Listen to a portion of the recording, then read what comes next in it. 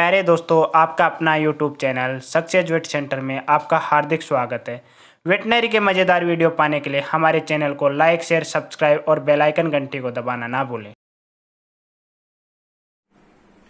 हाँ तो प्यारे दोस्तों, आप सभी को नमस्कार। दोस्तों, अपन पहले की क्लास में प्रजनन की पद्धतियों में पढ़ रहे थे। उसमें प्रजनन की पद्धति में प्रथम प्रजनन की पद्धति जो अंतः प्रजनन था वो कंप्लीट हो गया था। आज अपन पढ़ते हैं बहिः प्रजनन। बहिः प्रजनन कितने प्रकार का होता है, कौन कौन सी विधियां हैं, विधियों में किस प्रकार से संकरण करवाते हैं और किस प्रकार से संपन्न होती है और किस प्रकार की संतति प्राप्त होती है और संतति से प्राप्त होने वाली जो नस्लें किस प्रकार की होती हैं, उनके बारे में अपन चर्चा करते हैं। तो देखिए, बहिः प्रजनन। बहिः प्रजनन की परिभाषा देखिए, यानी बहिः प्रजनन किसे कहते हैं। तो देखिए प्यारे बच्चों, जो जब असंबंधित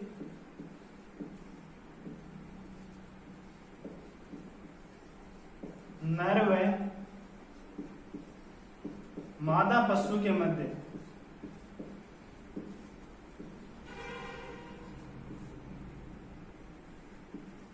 सहवास करवाते हैं,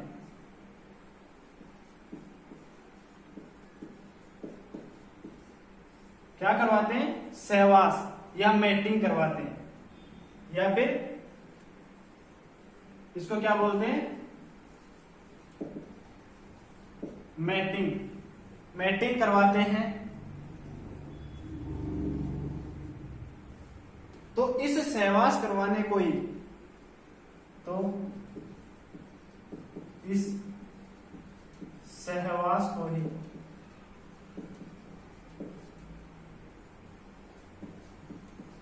बहिः प्रजनन कहते हैं।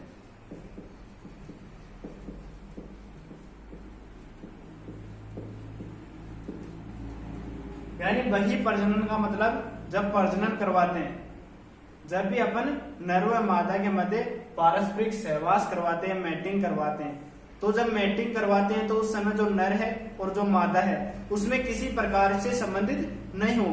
कैसे हो, असंबंधित हो, यानी उनके मध्य रिश्तेदारी वगैरह किसी प्रकार की नहीं हो, यानी असंबंधित होने चाहिए। जबकि अपन ने पिछली क्लास में पढ़ा था अंतः प्रजनन। अंतः प्रजनन में क्या पढ़ा था कि किसी ना किसी प्रकार से संबंधित होते हैं, यहाँ किसी ना किसी रिश्तेदारी हो सकती है पशु की, उनमें यानी संबंध होता है, उन्हीं के मध्य क्या करवाते हैं अपन, पारस्परिक सहवास करवाते हैं। तो उस प्रकार के सहवास को क्या बोलते हैं, अंतः प्रजनन। जबकि असंबंधित नर व मादा पशुओं के मध्य करवाते हैं तो उस सहवास को क्या बोलते हैं, बहिः प्रजनन। देखिए प्यारे बच्चों, आगे बहिः प्रजनन अलग अलग प्रकार का होता है। इसका उद्देश्य देखिए,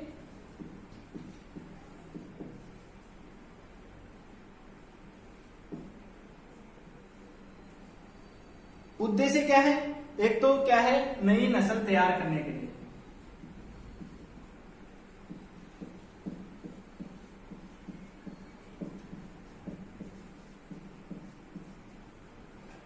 दूसरा उद्देश्य क्या है,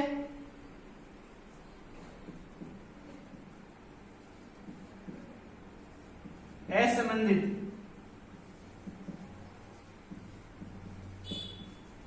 नर सांड के गुणों को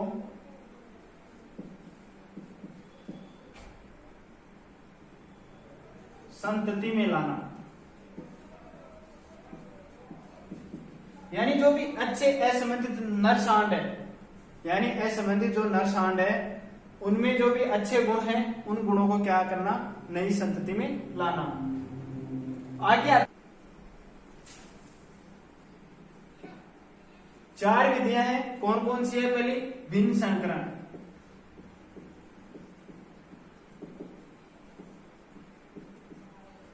दूसरी है संकरण, तीसरी है कर्मोन्नति,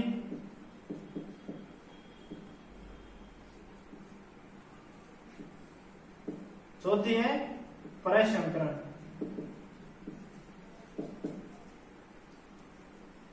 भिन्न संकरण, आउट क्रॉसिंग।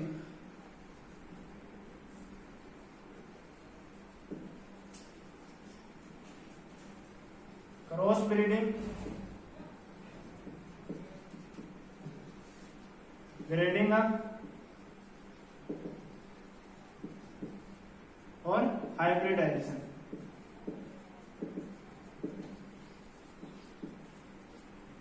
यानी 4 विधियां हैं किसकी? बही प्रजनन की, आउट ब्रीडिंग की।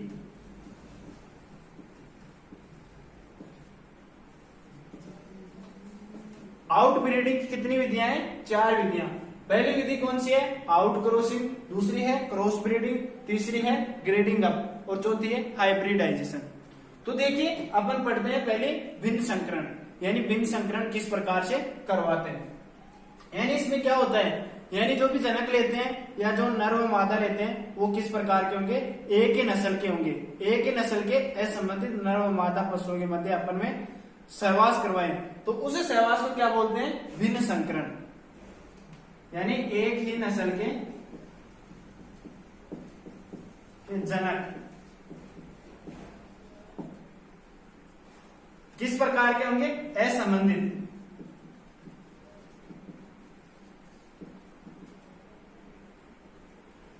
एक ही नस्ल के असंबंधित जनक के मध्य क्या करवाते हैं?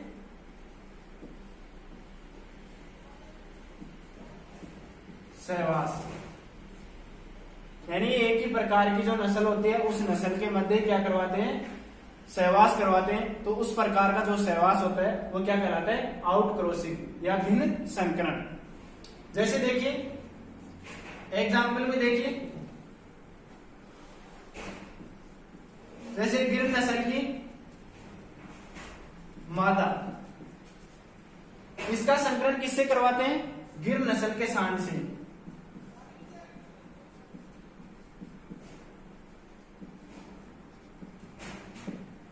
यानी दोनों क्या है? एक ही नस्ल है परंतु क्या है? असंबंधित है, किसी प्रकार का संबंध नहीं है। इनके द्वारा जो सहवास होता है इनके मध्य, उस सहवास से जो संतति प्राप्त होती है या फिर इस सहवास को क्या बोलते हैं? भिन्न संकरण। भिन्न कैसे है? यानी असंबंधित है। नस्ल क्या है? एक ही है, एक ही नस्ल के हैं।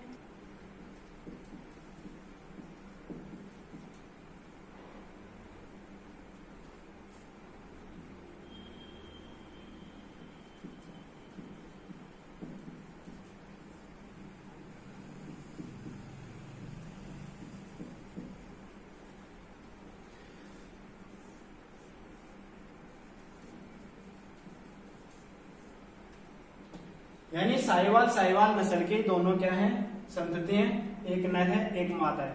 दोनों ही क्या है? असंबंधित हैं। इनके मध्य जो सहवास होता है या संकरण होता है उस संकरण से को क्या कहते हैं? भिन्न संकरण। दूसरा आता है क्रॉस ब्रीडिंग। क्रॉस ब्रीडिंग में देखिए अलग अलग नस्ल क्या होती है? अलग अलग नस्लों के मध्य अपन क्या करवाते हैं? सहवास करवाते हैं। तो उस प्रकार के सहवास को क्या बोलते हैं? क्रॉस ब्रीडिंग या संकरण। अब देखिए क्रॉस ब्रीडिंग क्या होती है? 4 प्रकार की होती है। संकरण कितने प्रकार का होता है? 4 प्रकार का। एक तो होता है पितृ संकरण,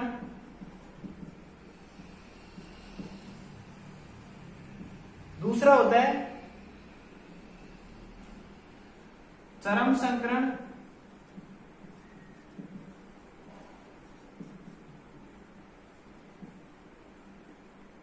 तीसरा होता है क्रिस क्रॉसिंग,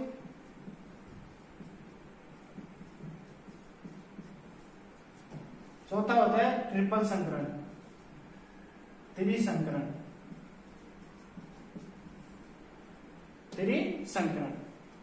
यानी इनमें क्या होती है? अलग अलग नस्लें होती हैं। अलग अलग नस्लों के मध्य अपन क्या करवाते हैं? सहवास करवाते हैं।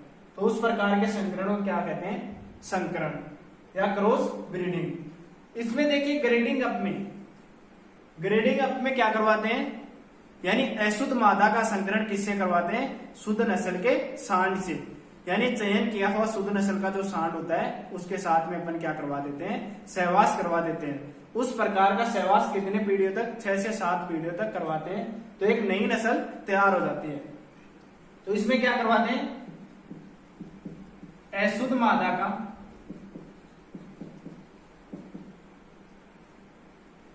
संकरण शुद्ध नस्ल के सांड से करवाते हैं।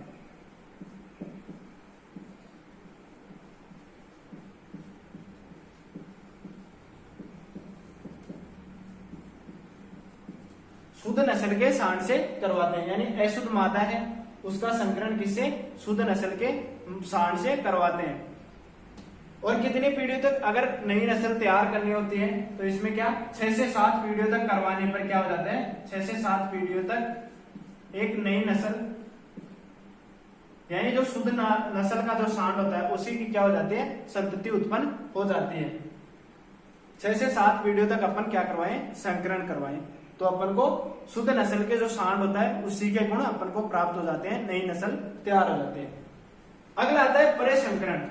परसंकरण का मतलब क्या होता है, यानी जब इसमें जो संकरण में क्या था, अलग अलग नस्लों के मध्य था, परंतु इनमें क्या होता है, अलग अलग जातियों के मध्य। जैसे इसमें एग्जाम्पल क्या है, साहिवाल की, साहिवाल का संकरण किससे करवाते हैं, जैसे हरियाणा नस्ल से।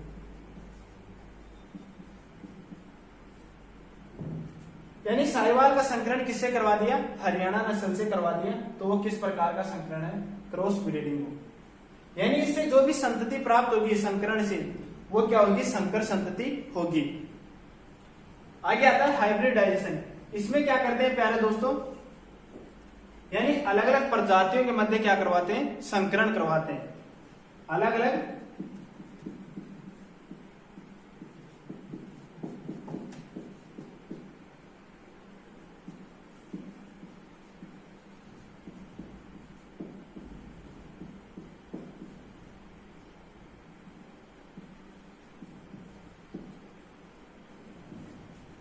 यानी अलग अलग प्रजातियों के मध्य संकरण करवाते हैं, तो इस प्रकार के संकरण को क्या कहते हैं, हाइब्रिडाइजेशन।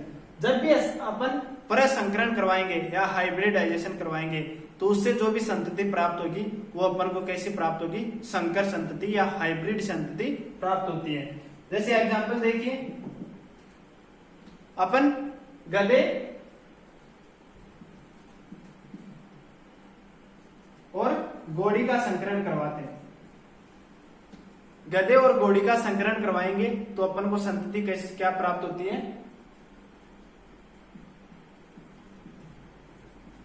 खच्चर प्राप्त होता है। अगर अपन गधी और घोड़े का संकरण करवाएंगे तो अपन को क्या प्राप्त होती है, हिन्नी प्राप्त होती है। कौन सी, हिन्नी प्राप्त होती है। देखिए हाइब्रिडाइजेशन, हाइब्रिडाइजेशन में क्या करवाते हैं, अलग अलग प्रजातियों के मध्य संकरण करवाते हैं, जबकि संकरण में क्या करवाते हैं, अलग अलग नस्लों के मध्य करवाते हैं। भिन्न संकरण में क्या करवाते हैं, एक ही नस्ल के मध्य असंबंधित नर व मादा पशुओं के मध्य अपन क्या करवाते हैं, संकरण करवाते हैं। ग्रेडिंग अप में क्या करवाते हैं, अशुद्ध मादा का क्या करवाते हैं, बारंबार किससे, शुद्ध नस्ल के नर पशु से बारंबार अपन क्या करवाते हैं, सहवास करवाते हैं। तो उस पद्धति को क्या कहते हैं, कर्मोन्नति द्वारा। हाइब्रिडाइजेशन में क्या होते हैं, हाइब्रिड संतति प्राप्त होती है। यानी परसंकरण करवाएंगे तो इससे प्राप्त होने वाली संतति कैसी रहेगी, एक प्रकार की बंदे संतति होती है, बंदे संतति प्राप्त होती है। किस प्रकार की, बंदे संतति प्राप्त होती है, और होगी कैसी, हाइब्रिड होगी, संकर संतति प्राप्त होती है। और देखिए जब भी अपन परसंकरण करवाएंगे, परसंकरण में जो मादा और नर के जो जनक होते हैं उनमें जो गुणसूत्रों की संख्या होगी उनसे क्या होगी, भिन्न होगी।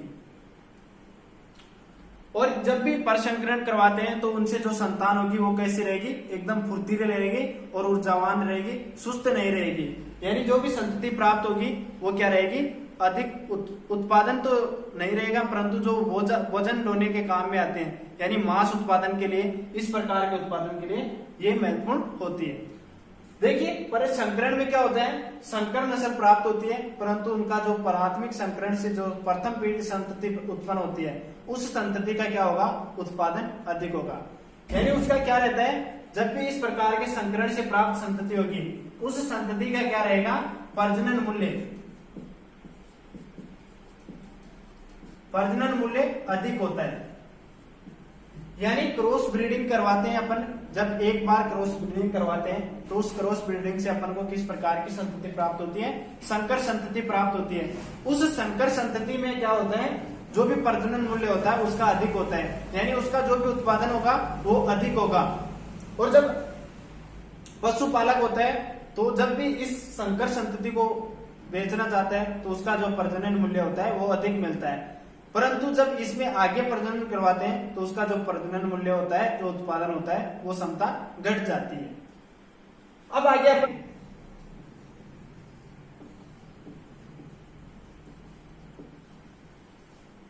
क्रॉस ब्रीडिंग में पहला आता है पितृ संकरण। पितृ संकरण में क्या करते हैं, यानी जो भी जनक होते हैं, जैसे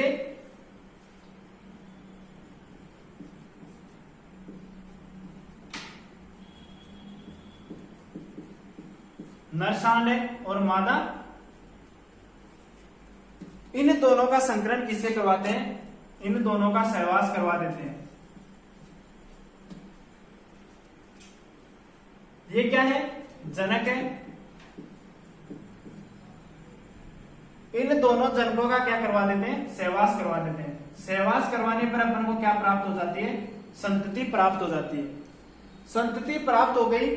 संतति प्राप्त होने के बाद में अपन क्या करवाते हैं, इस संतति का किससे करवा देते हैं, अपने जनकों से करवा देते हैं, यानी अपने ही जनक से करवा देते हैं। जनक से सहवास।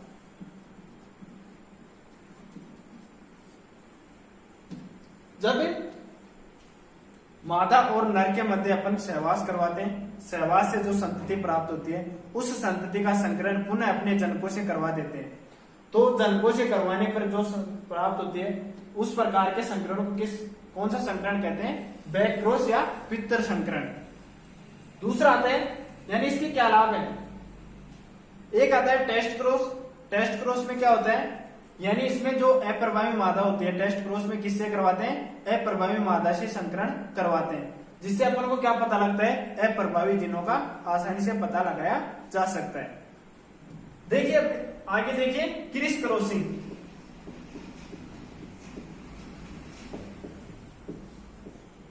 क्रिस क्रॉसिंग में क्या करवाते हैं, दो जनक लेते हैं, जनक दो, दोनों ही क्या होते हैं, शुद्ध होते हैं।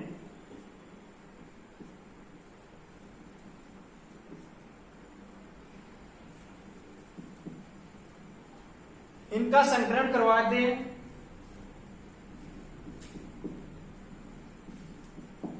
क्रिस क्रॉसिंग में क्या करवाते हैं, इन दोनों का संकरण बारंबार करवाते हैं। एक बार इन दोनों का करवा लिया, यानी इन दोनों के मध्य अपन सहवास करवा दिया। सहवास करवाने से अपन को क्या प्राप्त हो जाती है, संतति। इस संतति प्राप्त हो गई।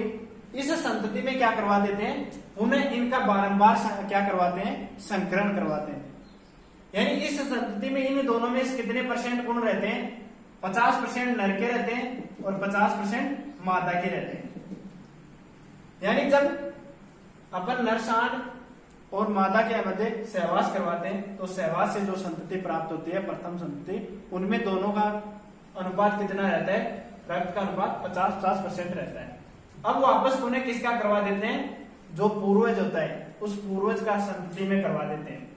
यानी जो ए सांड लिया है उस सांड का क्या करवा देते हैं, ये क्या है, 1% 100% क्या है, शुद्ध है। ये भी क्या है, 100% शुद्ध है। परंतु ये क्या हो जाती है, अशुद्ध हो जाती है। ये इनमें दोनों के लक्षण आ जाते हैं। तो अपन ये जो ले रहे हैं वो क्या है, 100% शुद्ध है। तो अपन इस संतति के अंदर क्या करवाते हैं, सहवास करवाते हैं। तो सहवास करवाने पर क्या हो जाती है, अगली जो संतति प्राप्त हो जाती है, उस संतति में क्या होता है, यानी कितने % गुण रहते हैं। जो ए सांड है या ए जनक है उसके लिए कितने % चले जाते हैं, 75%। और वह है उसके कितने % हो जाते हैं, 25% गुण मिश्रित हो जाते हैं। अब इसी प्रकार क्या करवाते हैं, जो वह संतति है उस संतति का संकरण किससे करवा देते हैं, जो इन दोनों के संकरण से प्राप्त हुई संतति में किसका संकरण करवा देते हैं, जो प्राथमिक पूर्वज था, प्राथमिक पूर्वज का भी दूसरा जो प्रथम करवा लिया उसके बाद में द्वितीय का संकरण किससे करवा देते हैं, इससे करवा देते हैं। ये क्या है, एकदम शुद्ध पशु है या शुद्ध नर पशु है या मादा पशु है, उससे क्या करवा देते हैं 100% क्या है, शुद्ध जनक है। इस शुद्ध जनक का किससे करवा देते हैं, संतति के मध्य अपन संकरण करवा देते हैं। तो इस संकरण से क्या होगा, इस संतति में जो भी गुण होंगे इन गुणों की अधिकता होगी। तो अब देखिए आगे जो संतति प्राप्त हो जाती है, अपन ने इसमें संकरण करवा दिया, संकरण से ये कौन सा है, वह सांड है या वह संतति वह जनक है, उसका संतति है किससे, जो सेकंड संतति है, ये F1 हो गई, ये F2 हो गई। अब इस संतति में किसका, जो शुद्ध नस्ल का जो दूसरा सांड है उससे अपन क्या करवा देते हैं, संकरण करवा देते हैं। तो पहले क्या थे, ए के कितने % लक्षण आ गए थे, 75%, और ब के कितने थे, 25%। तो अब देखिए जो दूसरी संतति आएगी 37.5% किसमें आ जाएंगे, ब संतति के, ए संतति के, और ब में कितने हो जाएंगे 37.5 प्लस 25,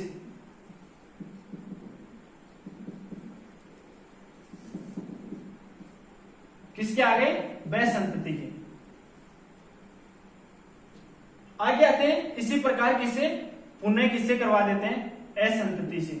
इस प्रकार अपन बारंबार क्या, अगली संतति में कितना % आ जाता है, यानी जब 100% ए संतति है तो उसका संकरण इस संतति में चला जाता है, तो इसमें ए का कितना आ जाता है 68.5%, और ब का कितना आ जाता है 31.5%। ये अनुपात आ जाता है किसका, पहले किसमें हो रहा था, ए संतति से बढ़ रहा था जब इसका संकरण शुद्ध से करवाते हैं, और फिर जब वह संतति आती है तो उसका करवाते हैं। इस प्रकार जो बारंबार संकरण करवाते हैं तो उस बारंबार संकरण करवाने को क्या बोलते हैं, क्रिस क्रॉसिंग। आगे आता है त्रिसंकरण।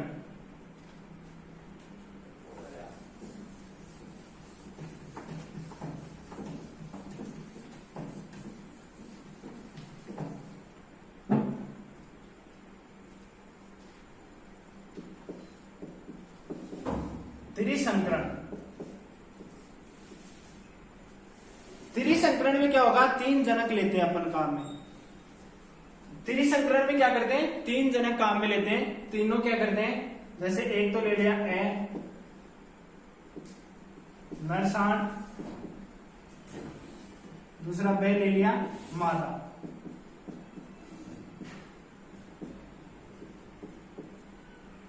ये दोनों ही क्या है, तीनों ही क्या रहते हैं 100% शुद्ध है। ये दोनों ही क्या है 100% शुद्ध है। ये भी क्या है, शुद्ध है।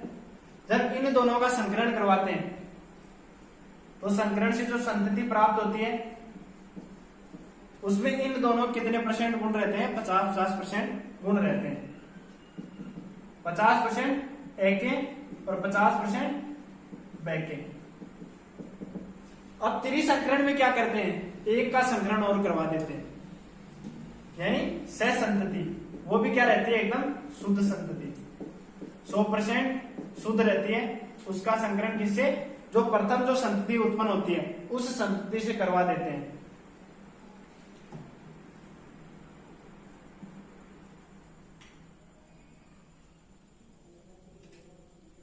तो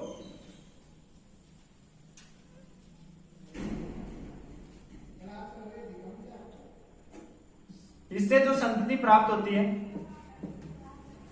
यानी संतति प्राप्त हो रही है जब इसका शुद्ध नस्ल के जो सांड होता है उसका संकरण किससे करवा देते हैं, मादा संतति से। तो अपन किससे हो जाते हैं, तो ए के कितने हो जाते हैं, ए संतति के कितने 25% रहते हैं, और ब संतति के कितने रहते हैं 25%, और स संतति के कितने % गुण आ जाते हैं 50% गुण आ जाते हैं। यानी इसमें क्या हो जाता है, परिवर्तन हो जाता है। और इसी प्रकार क्या करते हैं, अगली संतति आती है, इस संतति में किसका करवा देते हैं, पुनः असंतति का करवा देते हैं। इस प्रकार अपन क्या करवाते हैं, बारंबार रोटेशनल क्या करवाते हैं, नंबरवार संकरण करवाते हैं। और संकरण करवाने पर अंतिम अनुपात क्या आता है, 31.5, 56.5 और 62.4। इस प्रकार से बारंबार करवाते हैं। उस प्रकार के संकरण को क्या कहते हैं, त्रिसंकरण। आगे आता है, ये अपन का संकरण, क्रॉस ब्रीडिंग में 4 प्रकार के संकरण थे, त्रिसंकरण, क्रिस क्रॉसिंग और पितर संकरण और चरम संकरण।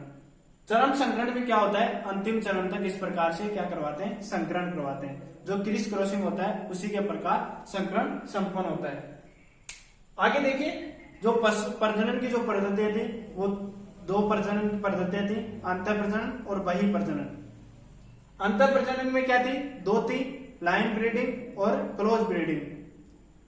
बहिः प्रजनन में कौन कौन सी थी, भिन्न संकरण, क्रॉस ब्रीडिंग, ब्रीडिंग अप और परसंकरण। इस प्रकार जो बहिः प्रजनन थी उसमें 4 विधियां थी। चारों अपन ने देख ली किस प्रकार से संपन्न होती है और किस प्रकार से संततियां उत्पन्न होती हैं, किस प्रकार से उत्पादन क्षमता बढ़ती है। यानी जो भी संकर संततियां होंगी उनमें उत्पादन क्षमता हमेशा बढ़ती है। ये अपन का प्रजनन की जो पद्धति थी वो कंप्लीट होती है।